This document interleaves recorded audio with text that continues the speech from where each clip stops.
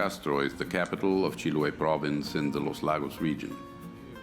The city is located on Estero de Castro, on the eastern coast of central Chiloé Island. This position provides Castro with a good access to the eastern island of Chiloé archipelago, as well as to the open ocean through Cucao and Huilinco to the west. What is that? Bus station. A bus station?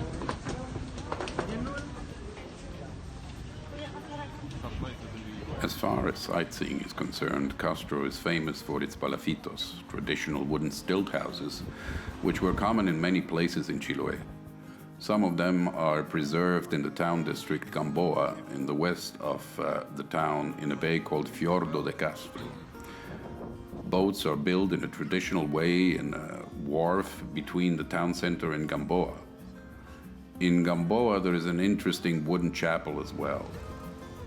Then you have the Plaza de Armas, the central town square with its well-kept park, the municipality, and the Church of San Francisco, which has always been right there in the middle of Castro. The square is surrounded by many shops, banks, bars, and restaurants. You do have the Regional Museum of Castro, with exhibits made in Chiloé, as well as samples of ethnography and archaeology, and the Museum of Modern Art of Chiloé.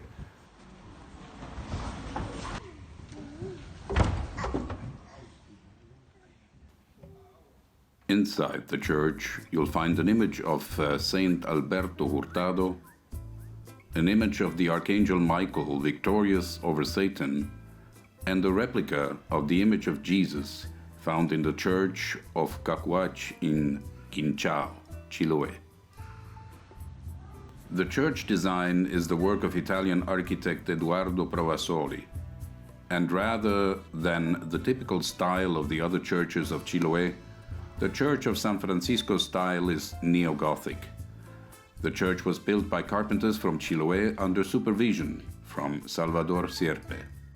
In the structure, the carpenters used wood from the area such as the Alerce cypress, coigue, and other native wood.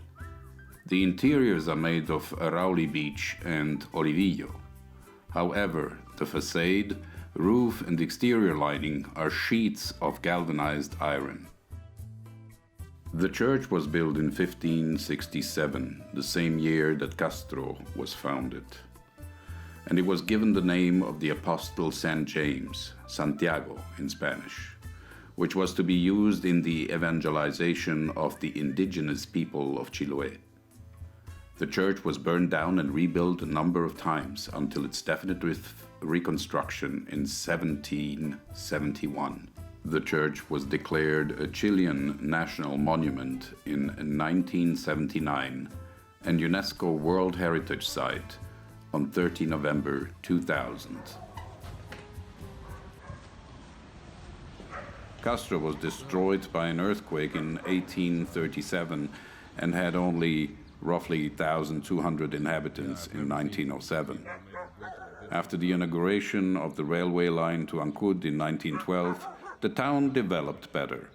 Many buildings, including a railway station, a town hall, and many of the wooden palafitos houses were destroyed or damaged by the earthquake and tsunami of 1960.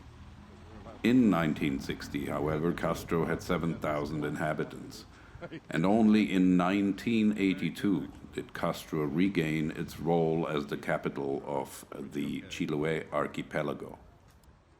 The city is accessed by land by Route 5. From Castro, nearly every village of Chiloé is easily accessible on a good paved road. There are good bus connections to most of the villages as well. The bus terminal is close to the central town square.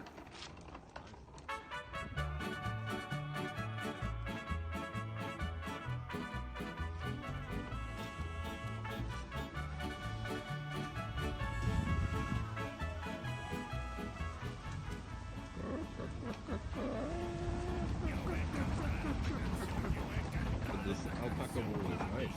Yeah. I see the other one. Indeed. That's where we are. I'm gonna walk through here and see what they have. Wow, this is bigger.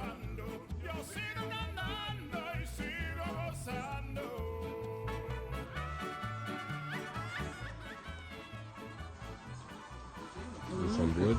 A kangaroo. A kangaroo? Yeah, what country are you from? Have you ever gotten out of your house?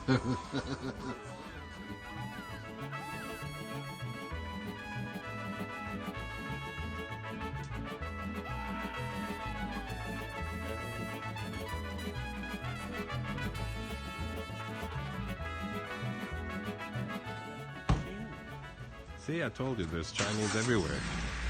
Another one of John Ho's favorites.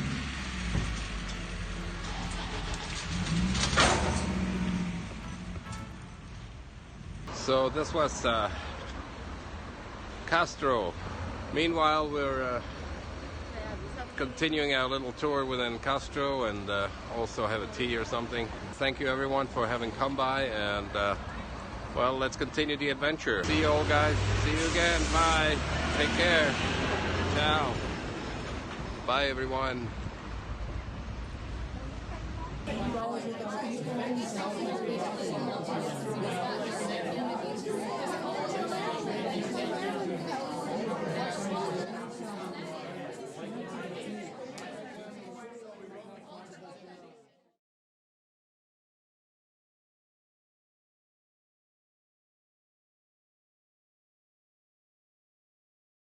The next day we waited for the weather to get better and then decided to take the car, go from Castro to Huilinco to Puente de Bote, which is at the South Pacific.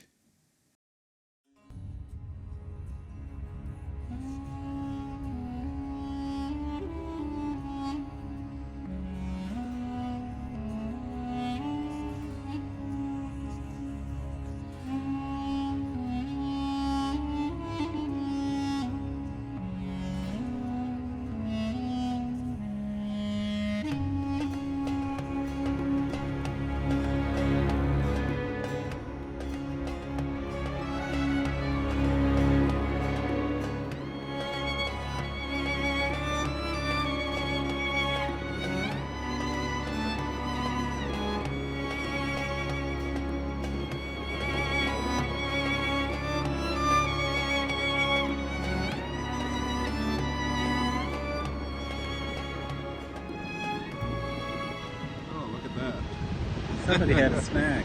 Somebody did have a snack.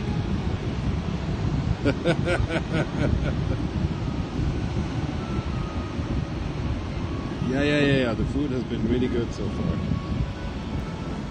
Okay, now, good. Thank you.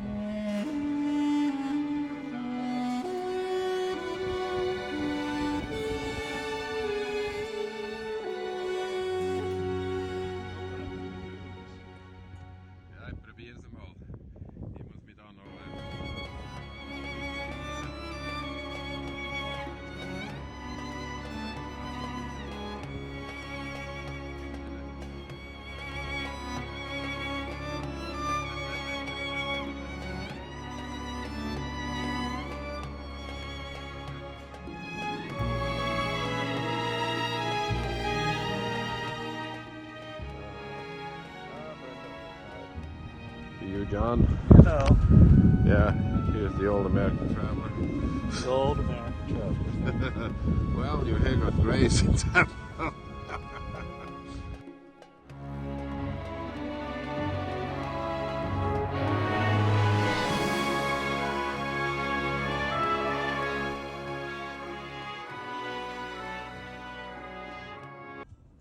Cayon is a Chilean port city and commune in southern Chiloé Island, Los Lagos region.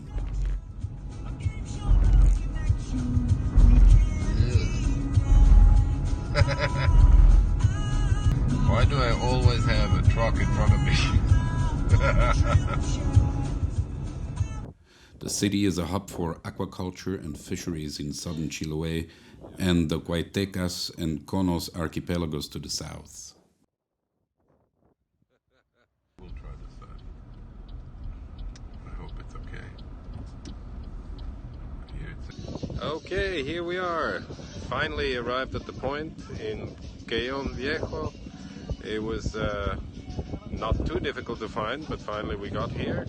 And who can guess where we are? What is this so special about this point here?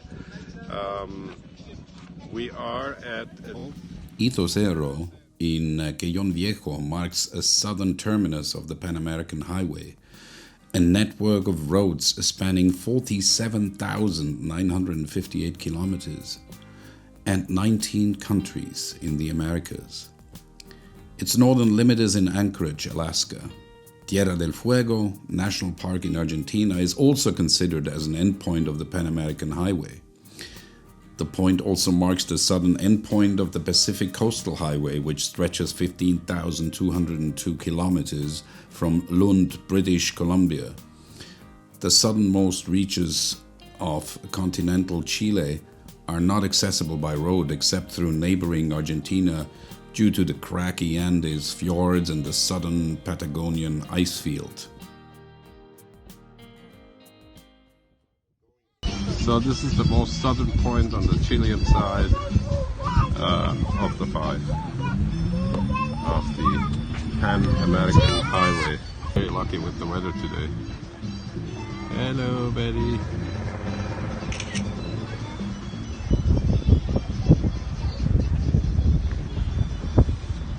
So yeah, so at least we can say we were at the most southern point of the Chilean side of the Pan American Highway. That's the end of it. Where's the next part of the trip? We're going back up towards Castro today, and then we're going to Frutillar, then to Osorno,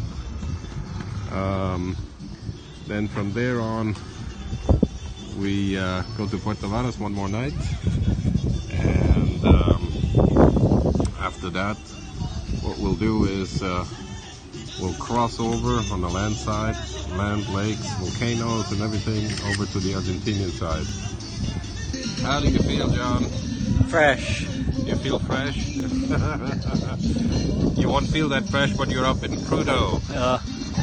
Prudhoe Bay. Should I try hitchhiking all the way? Yeah, maybe, why not?